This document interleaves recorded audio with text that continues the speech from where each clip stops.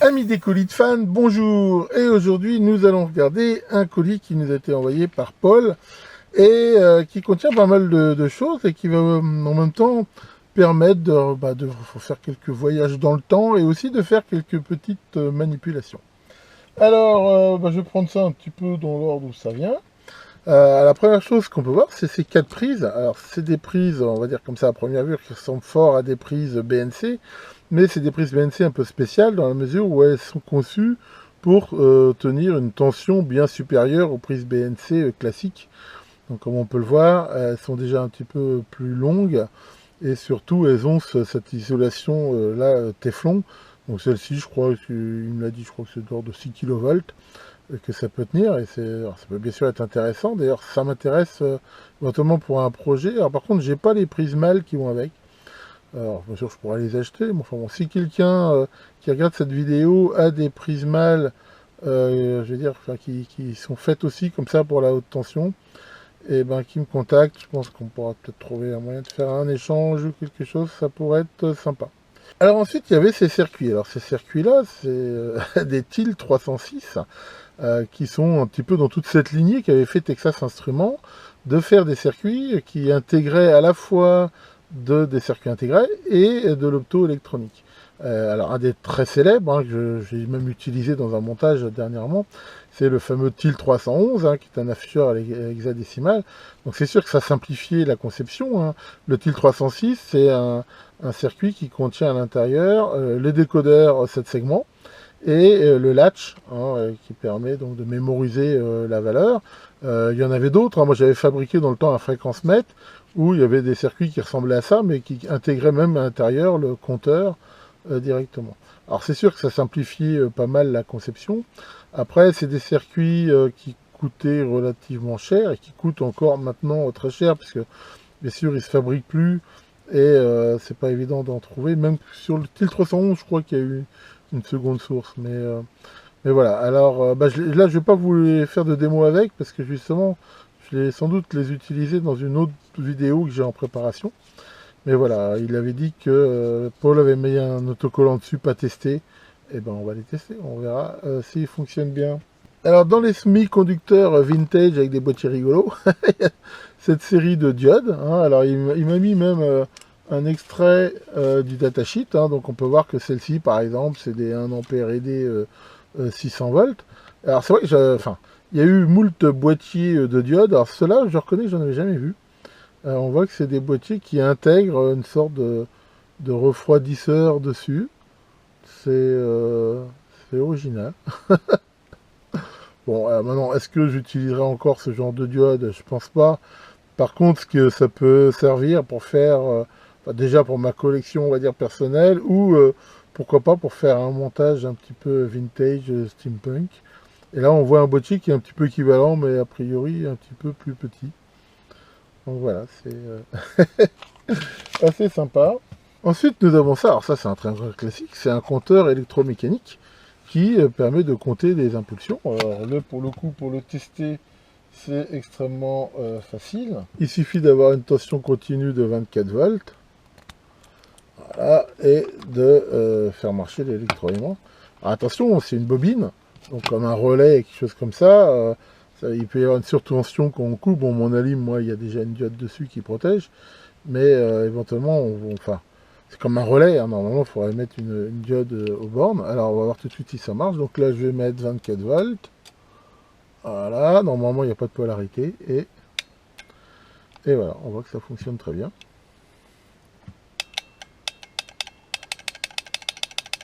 Voilà, alors, là, ça compte. Ça peut compter a priori assez vite.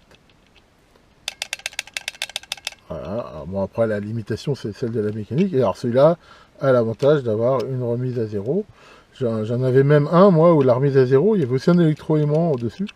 Donc on pouvait refaire une remise à zéro de façon électrique. Ces compteurs-là, ça c'est, enfin, même maintenant, c'est universel.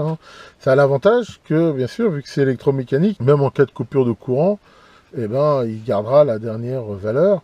Alors ils en font des électroniques maintenant avec des piles dedans qui gardent la valeur, mais ça a l'avantage, c'est que voilà, c'est incroyable, c'est robuste. Je veux dire, à part de les survolter c'est quasiment increvable. Alors voilà, il marque 12 volts, hein. On voit que dessus, on a la résistance de la bobine, 24 volts, 110 milliampères. Maintenant, c'est vrai que ces trucs-là, généralement, ils fonctionnent avec des tensions plus basses. C'est un petit peu comme les relais, mais par contre, de façon sans doute un peu moins violente, ni garantie. Voilà, donc ça, c'est vraiment un truc qui peut servir. Pour info, j'ai mis le montage, je crois, sur mon site. J'en ai mis un compteur comme ça, justement, qui est le nombre de fois que j'active mon laboratoire. Je sais pas combien il est, il faudrait que j'aille voir. Alors, ici, on va retrouver quelque chose que je vous avais déjà montré dans un autre colis de fan. Alors, cela, c'est d'autres modèles. Ce sont les fameux tubes Nixie. Hein, encore une fois, on peut voir comme ça, c'est ces tubes qui contiennent des cathodes avec les formes que l'on veut et qui, selon la cathode sélectionnée, eh bien, permettent d'afficher des chiffres.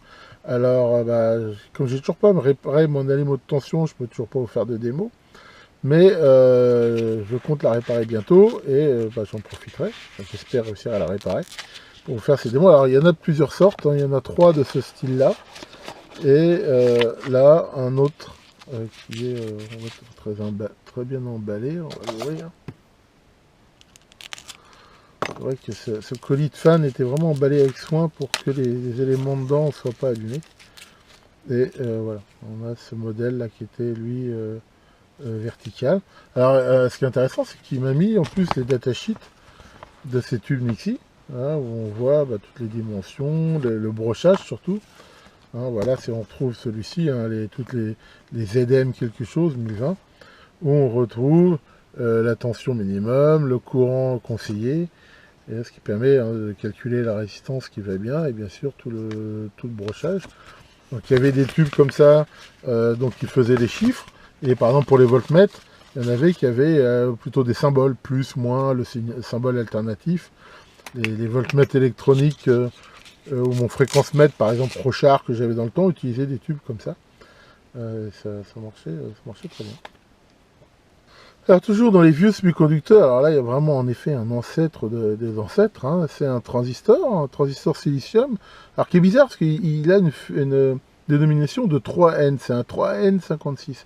Alors c'est un peu bizarre qu'il soit en 3N, parce que normalement le N indique le nombre de jonctions. Alors dans une diode par exemple il y a une jonction, donc c'est pour ça que c'est des 1N quelque part, quelque chose, des transistors normalement il y a 2 jonctions, et ça devrait être 2N, mais par contre là on voit qu'il y a 4 fils, c'est pour ça, c'est peut-être un transistor double. C'est très... Ah ouais, c'est vrai qu'il y a 4 fils celui-là, c'est pour ça qu'il est sans doute en 3N. Donc il faudrait que je regarde plus.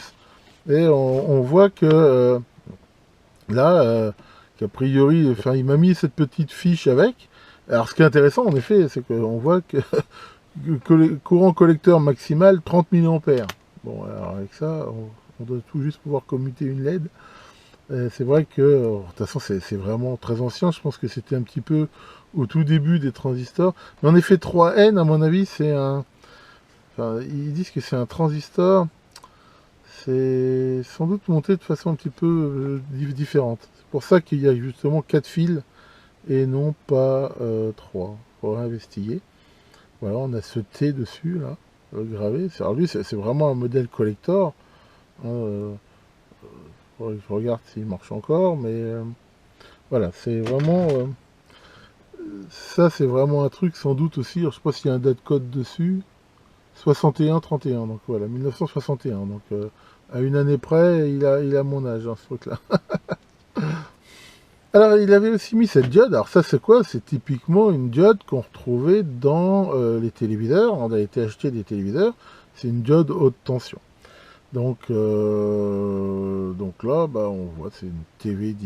Hein, c'est ces diodes qui sont... Alors en fait, elles sont souvent faites de plusieurs diodes en série. Hein, mais enfin voilà, elles étaient dans ce boîtier. Hein, et c'était donc généralement lié avec la THT des télé, dans les télés noir et blanc, enfin surtout aussi couleur bien sûr. Et alors bien sûr, maintenant ça, on n'utilise plus tellement ça dans la mesure où il n'y a plus de télé à tube cathodique. Alors je rappelle quand même, pour la petite histoire, que... ces diodes haute tension, on retrouve ça dans le cas des diodes, par exemple des micro-ondes. On ne peut pas les tester avec un testeur de diodes normal. Par exemple, si vous mettez ici en mode test diode sur un multimètre, hein, par exemple celui-ci, et que vous voulez tester une telle diode, ça marchera jamais. Et pourquoi ça marchera jamais? Parce que ces diodes-là, comme je l'ai dit, elles sont quelque part faites de diodes en série, et la tension de test de ces multimètres est pas suffisante. Donc si on regarde par exemple cette diode, on voit que dans les deux cas, voilà, si on l'a testée avec un testeur comme ça, on dirait qu'elle est morte. Alors qu'en fait, elle l'est pas. Et donc la bonne façon pour info de tester ce genre de diode haute tension, hein, je rappelle, c'est justement par exemple d'utiliser une alim et de se mettre plutôt là en mode voltomètre comme ça, et de voilà, utiliser une alim comme mon alim ici, et d'augmenter en fait la tension pour voir si passé une certaine, la tension de sortie augmente. Et là on voit que ça fonctionne. Par contre on voit qu'en entrée là j'ai presque 60 volts et j'ai plus que 6 volts en sortie. C'est-à-dire qu'en fait il y a une tension de seuil qui est phénoménale. Mais cette diode elle est bonne, parce que dans l'autre sens on voit que voilà, comme ça il n'y a rien qui passe. Donc voilà, c'est vraiment faire attention sur ces diodes là. Alors comme je le dis, ce que je dis là c'est pas vrai pour enfin, des diodes de télé, je crois qu'il n'y a plus personne qui va réparer ça. Mais c'est vrai aussi en fait pour n'importe quelle diode haute tension. Généralement les tester avec un multimètre, je veux dire en mode test de diode, c'est pas une bonne idée. Alors dans ce collet, il y avait aussi ce boîtier, on voit c'est quelque chose de marque Tektronix, hein, c'est marqué dessus. Quelque chose qui est d'excellente qualité, enfin je veux dire voilà, c'est quelque chose qui est c'est lourd. En fait c'est des espèces de boîtiers moulés qu'utilisait Tektronix, et à l'intérieur on peut mettre différents montages, et là si on l'ouvre, on peut l'ouvrir d'ailleurs, on va tout de suite voir ce qu'il y a dedans. Donc on enlève cette plaque d'alu et voilà. Donc on voit là cette résistance, c'est une résistance carbone, donc or, donc c'est une 5%. Ça c'est une terminaison 50 ohms. Par contre voilà, c'est vraiment un super boîtier, c'est hyper costaud. Ça permet, comme je l'ai montré X fois, par exemple si on veut brancher un câble 50 ohms sur l'entrée d'un oscilloscope, on peut mettre ça en série. Mais c'est vraiment, voilà, là pour le coup, c'est vraiment de la bonne camlog, c'est vraiment du costaud comme il faisait dans le temps. Alors c'est sûr que ce truc-là, à mon avis, c'est pareil, c'est certainement pas jeune, mais ça fonctionne encore très bien. Je l'ai testé, il y a bien 50 ans. Et c'est tout à fait utilisable, et d'ailleurs, il y a des grandes chances que je l'utilise. Pour finir, nous allons voir ce circuit, alors qui lui aussi n'a pas vraiment de date code, mais qui à mon avis, à mon avis, il est plus vieux que moi. Alors c'est quoi? C'est un amplificateur opérationnel. Tel que ils étaient faits avant, on va dire qu'on arrive à faire des circuits intégrés. C'était quelque chose qui, enfin il y en avait beaucoup qui étaient faits à cette époque-là. Et l'idée c'était en fait des circuits, on va dire, qui étaient comme ça moulés dans des cubes de résine. Mais si on l'ouvrait à l'intérieur, on trouverait sans doute une plaquette avec des transistors, des diodes, des résistances, et le tout moulé. Et Philbrick, en effet, c'est une société qui a beaucoup fait ça. Il y en avait d'autres qui ont fait beaucoup de circuits de ce type-là, Analog Device, enfin, il y en a plein. Alors, j'ai réussi à trouver un semblant de datasheet sur Internet, et qui explique que donc, voilà, c'est un amplificateur, on va dire, opérationnel, là, il dit différentiel, mais enfin, comme ça. Et on voit qu'il s'alimente en plus 15, moins 15. Alors par contre, là, il y a une broche commun, ce qui normalement n'existe pas sur un ampli op. Mais ici, bon, là, il y en a besoin. Là, on a la sortie. Et on voit qu'il y a une possibilité de mettre une résistance ajustable entre le plus 15 et le moins 15 de 50 kg. C'est ce que dit la doc. Alors, par contre, ce qu'ils disent, c'est que si on veut pas la mettre, en fait, ça permet de régler le zéro, il faut quand même mettre une résistance à peu près de la valeur médiane. Donc, ça, faut y faire attention. Ils disent que ça fonctionne pas sans. Et ici, on retrouve les deux entrées. Alors tiens, pour finir cette vidéo et faire un exemple pratique, on va essayer de le brancher et de voir si ce vénérable ancêtre fonctionne toujours. Alors voilà, alors bon, j'ai fait un montage, on va dire, en l'air. Donc j'ai connecté, comme j'ai dit, là, une résistance. Là, j'ai mis, je crois, 20 et quelques K de réglage de trim. Je ne cherche pas à régler le zéro avec exactitude. J'ai relié la sortie sur l'entrée inverseuse, et je vais donc l'attaquer par l'entrée non inverseuse. C'est très classique, c'est ce qu'on appelle un montage en suiveur de tension, et je dois retrouver normalement à la sortie, tant que je reste bien sûr dans les limites acceptables d'entrée, tension inversée par rapport à l'entrée. Alors j'ai mis sur la sortie mon oscilloscope. Hein, donc là j'ai branché pour info mon alim. Hein, vu qu'il faut une alimentation symétrique plus -15, je l'ai mis en mode tracking. Hein, c'est-à-dire que avec le réglage d'une tension, l'autre suit automatiquement. Et comme elles sont en série, j'ai bien le point milieu, tension négative, positive. Et voici la sortie. Donc pour l'instant, il n'y a pas de signal à la sortie du générateur, donc on peut considérer que l'entrée est en l'air. Alors j'ai mis bien sûr des limitations de courant, parce que ce truc-là, il n'a pas tourné depuis sans doute quelques décennies. Et je vais monter doucement la tension pour voir.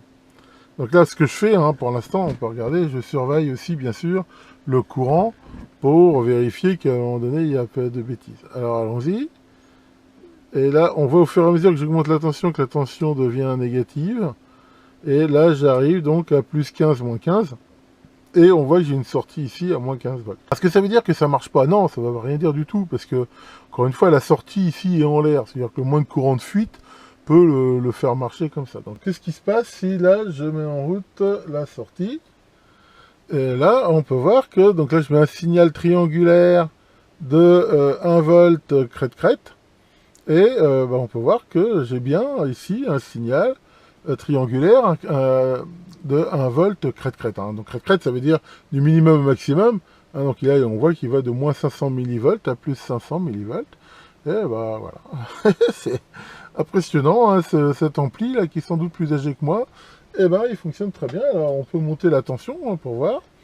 Et là, on peut voir que si je vais au maximum de ce que je peux faire mon générateur, hein, savoir 20 volts crête-crête, et là, il fonctionne très très bien. Alors là, on ne doit pas être bien loin de ses limites, hein, dans la mesure où, d'après ce que j'ai vu la doc, de toute façon, la sortie peut aller jusqu'à 11 volts maximum. Alors, voilà, on voit ici, hein, tout à fait, qu'en utilisant un générateur et un oscilloscope, voilà, c'est un exemple typique où on peut déjà vérifier le fonctionnement. Alors, le fait d'utiliser un signal triangulaire, c'est intéressant parce que ça permet de voir la linéarité du signal, et de vérifier que, voilà, s'il y avait des distorsions, par exemple, justement les fameuses distorsions de croisement et tout, on les verrait. Ici, c'est vraiment très propre. On peut essayer de le pousser aussi un petit peu pour voir au niveau fréquence jusqu'à combien il monte. Hein, donc là, voilà, 1 kHz. Ah, là, on commence à voir déjà une petite déformation ici, alors que j'arrive à 3 kHz. Et là, voilà, on voit déjà que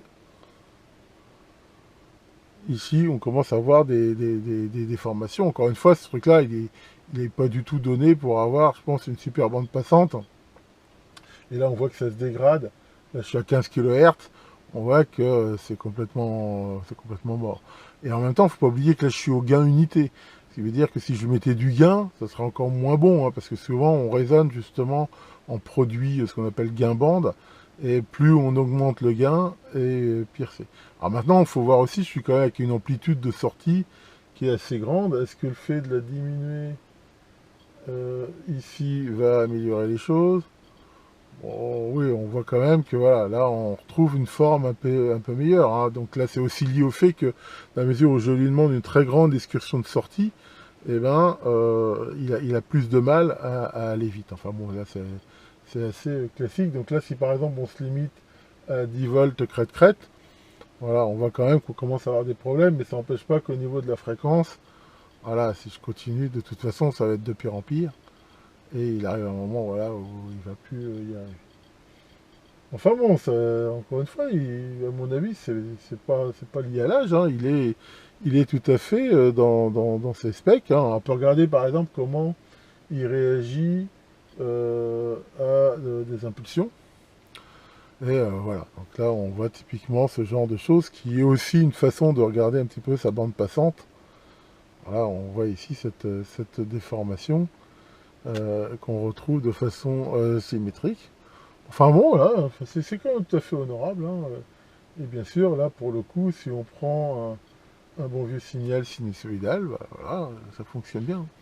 Donc voilà, ça prouve que ce vieux pépère, il tient toujours la route, hein, il fonctionne encore très bien. Voilà pour ce nouvel épisode de Colis de Fan. Donc un grand merci à Paul pour toutes ces petites merveilles qu'il m'a envoyées et qui a permis donc de faire cette vidéo. Alors, bah là, j'ai pas d'éclairage. Pourquoi? Pas parce que, a priori, ma lampe LED vient de rendre l'âme. C'est, pour info, une lampe que j'avais achetée chez Noz et qui fonctionnait bien foi très bien. Jusqu'à là, je l'ai allumée, elle a clignoté un peu. Donc, ben voilà, encore une corvée. Je vais voir si j'arrive à la réparer ou pas. Bon, enfin voilà, c'est la vie. Enfin bon, c'est pas très grave, on arrive à voir quand même. Tiens, Maurice, qu'est-ce qui t'arrive? Ça a l'air tout drôle. T'as reçu une lettre de ton médecin. Ah bon, et quoi? Pour te faire une casse. Une casse, c'est quoi ça? Une coloscopie assistée par satellite. Voyons, c'est moderne, ça consiste en quoi? On t'explore le côlon avec Google Maps. Ils savent plus quoi inventer. Ah là là. Enfin bon, ça prouve que maintenant le satellite a une résolution qui vaut un trou du cul. Allez, là-dessus, que le grand cric vous croque et à très bientôt pour de nouvelles vidéos.